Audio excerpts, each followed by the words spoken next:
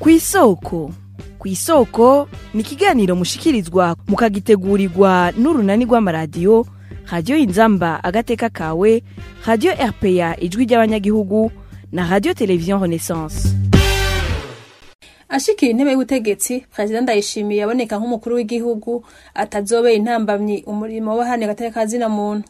Uyu munsi imyaka 5 irikirigorora ari wari ku ngoma mu gihugu c'u Burundi.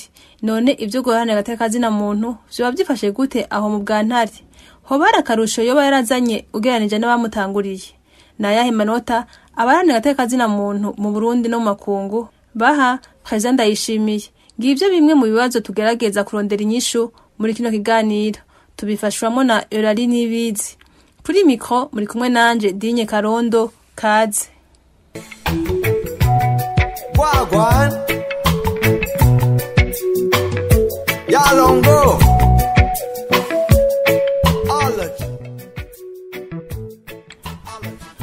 Abari mashirahamwe yigenga babandanya guhohoterwa no gushinga ijisho n'ubutegetsi nyuma y'imyaka irenga 4 Evariste Ndayishimiye yashitse ku butegetsi binegurwa n'ishirahamwe mpuzamakungu Amnesty International rihana agateka kazina muntu mu byo riherutse gushikiriza.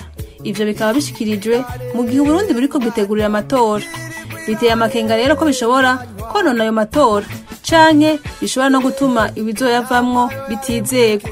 Mugenzi wacu Pierre Gahungu wa Television Renaissance yabiciye irya nino. Bamwe mu bayimenyekanye mu bafashwe bakafungwa bagirizwa ivyaha bidafise ifatiro ni nk'umushingamanza Tony Germain Nkina, abamenyesha makuru b'ikinyamakuru Iwacu Florian Irangabiye hamwe n'uwahoze ari umushingamateka Fabien Bancijanino. Ishirahamwe mpuzamakungu Amnesty International ryerekana ko ubutegetsi bwavuye bukoresha umukenyuro wo kuza buragiriza abo bushaka gufunga ivyaha bitagira isiguro.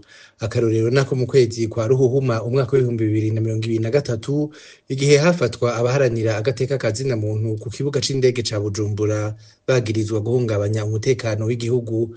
Bano bahavuye barekugwa kubera amashirahamwe yo mu Burundi canke mpuzamakungu yaremereye leta mu kwerekana ko bafunzwe ataco bazira. Kuri ivyo vyose hiyongera ko iterabwoba ku banyagihugu bose batari mu mugambwe uri ku butegetsi kubera ihagarikwa ridakurikije amategeko n'ikoreshwa ry'ubutungane nk'igikoresho co gutanga uwohirahira wese akavuga ikitajanye n'ico ubutegetsi bushaka. Rifatiye ku gihe c'amatora yimirije mu kwezi kw'indwi uyu mwaka, ishirahamwe Amnesty International rihamagarira leta y'u Burundi guhindura inyifato mu kureka guhagarika abantu bidakurikije amategeko no kubacira imanza za ngondagonde no kureka abanyagihugu bagashikiriza ico biyumvira mbere bakagira uburenganzira bwo kugira inama mu gihe batariko barahungabanya umutekano.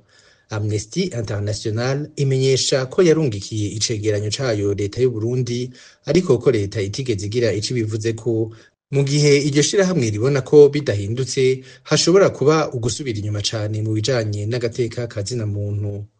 Abarani agateka kazina muntu ntibigeze boroherwa mu kazi kabo kuko babandanije bambikwa ibara ko ari abansi b'igihugu. Ikimenyamenya nuko babandanije gufungwa baciriwe imanza za ngondagonde. Eurali Nibizi umuyobozi nshingwabikorwa mu runani CBDH avuga ko vyatumye n'umwidegemvyo wabo ugenda akagirira. Eurali Nibizi yavuganye na bagenzi bacu ba Radio Inzamba.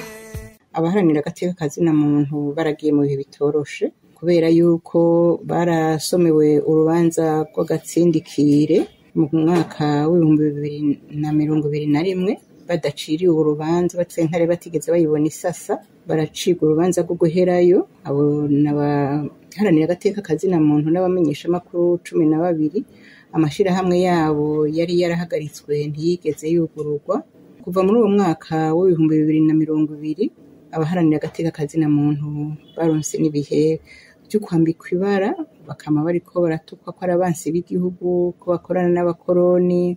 Aho ni ku buzima bwabo bamwe barahagarikwa barapfungwa bagacibwa imanza za ngondagonde ntibaronke umwanya wo kuburana imanza zabo ntizitohozwe.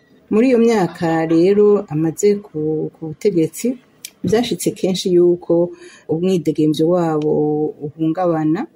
Bagiye mu nama bateguye inama izo nama zikaburizwamwo zigahagarikwa atagituma canke ugasanga basavye kwemererwa, hariho impapuro zisabwa kugira ngo ishirahamwe riharanira agateka kazina muntu rishobore kwemererwa rikore ku mugaragaro, bakarungika amadosiye ntibaheze ngo bishurwe. Birori Nibizi, umuyobozi nshingwabikorwa mu runani CBDH, afise amakenga ko ayo mabi akorerwa abaharanira agateka kazina muntu azobandanya mu gihugu cane cane muri iki kiringo c'amatora. Mu gihe udashobora gutabara umuntu ari mu ngorane, uca wumva ko tuje mu bihe bitoroshe. Aho rero turiteze yuko mu gihe c'amatora uwiba ashobora kwiba atacamira, kuko urazi neza ko wamiye uzoheza ukabihanirwa canke ukavyicirwa, kubona n'igihano kihari. Urazi ko atabutungane buhari, tuzokwikora kuri sentare yubahiriza ibwirizwa nshingiro, tuzokwikora ku masentare yandi. Nta butungane bukingira agateka kazina muntu buhari, nta butungane bukingira abaharanira agateka kazina muntu buhari. Igihe c'amatora rero turiteze yuko abaharanira agateka kazina muntu bazomererwa nabi kurusha,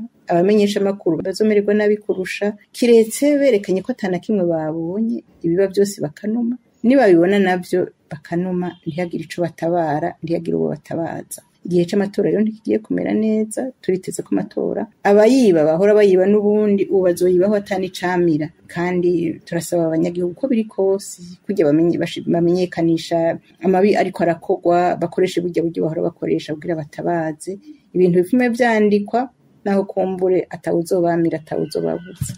Nino ngaha ikiganiro cyacu kigarukiye. Mwavyumvise ko atakarusho intwaro Ndayishimiye yazanye mu bijanye no kubahiriza agateka k'abaharanira agateka kazina muntu mu Burundi.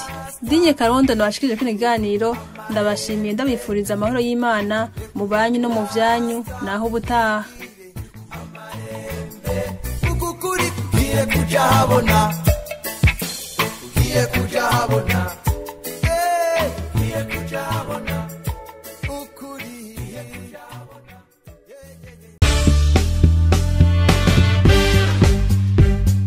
Cari ikiganiro kw'isoko.